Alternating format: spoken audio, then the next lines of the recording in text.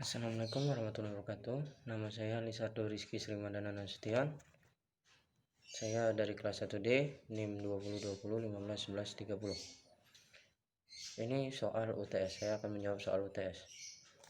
Pengertian manusia menurut ajaran agama Islam, yaitu manusia adalah makhluk yang diciptakan oleh Allah dari segumpal tanah dan diberi jiwa, akal, dan akhlak untuk hidup.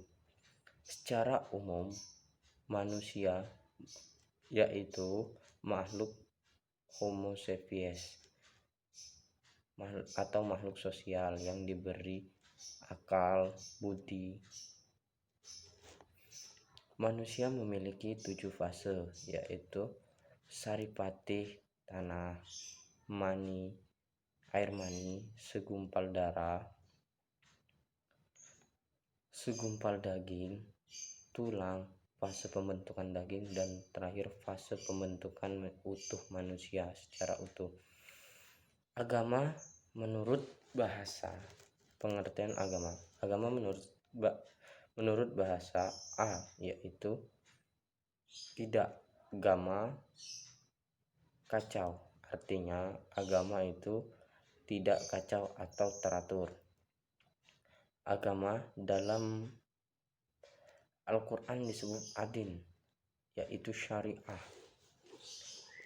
Macam-macam agama di dunia: Islam, Hindu, Katolik, Protestan, Konghucu. Pengertian kebutuhan agama bagi manusia, yaitu bahwa manusia membutuhkan agama sebagai barometer atau petunjuk semua hal baik dan buruk.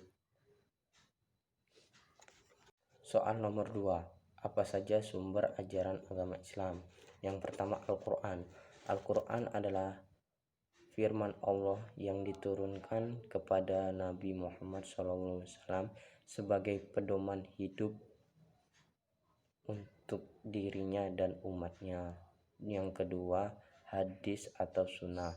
Hadis atau sunnah adalah sebuah perkataan atau perilaku yang sering dilakukan oleh Rasulullah SAW dan para sahabatnya. Yang ketiga, Ihtihad adalah usaha sungguh-sungguh yang dilakukan oleh para ulama, syekh atau thalabul ilmi, guru sebagai patokan dalam beragama. Soal nomor 3. Apa saja kerangka dasar agama Islam? Kerangka dasar agama Islam ada 3, yaitu akidah, syariah, dan akhlak. Akidah yaitu keyakinan yang harus dimiliki oleh seluruh umat manusia yang beragama Islam.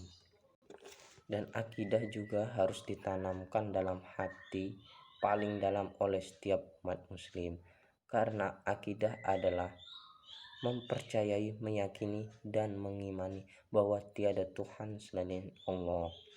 Yang kedua, syariah atau syariat, yaitu aturan dalam ajaran agama Islam. Dan syariah dibagi juga menjadi 2, yaitu secara vertikal dan horizontal, atau hablum minallah dan hablum minannar. Hablum minallah atau vertikal adalah hubungan langsung antara manusia dan Allah. Hablum minannar atau horizontal yaitu hubungan antara manusia dengan manusia. Yang ketiga, akhlak. Setiap umat manusia wajib memiliki akhlak yang baik seperti sopan santun, tata krama, kejujuran, dan budi pekerti. Soal nomor 4. Apa perbedaan Nabi dan Rasul? Nabi adalah orang yang diberikan wahyu dari Allah untuk dirinya dan tidak wajib untuk disampaikan kepada umatnya. Sedangkan Rasul adalah orang yang diberi wahyu oleh Allah untuk dirinya dan umatnya, wajib untuk disampaikan. Nama-nama Nabi dan Rasul: Adam, Idris, Nuh,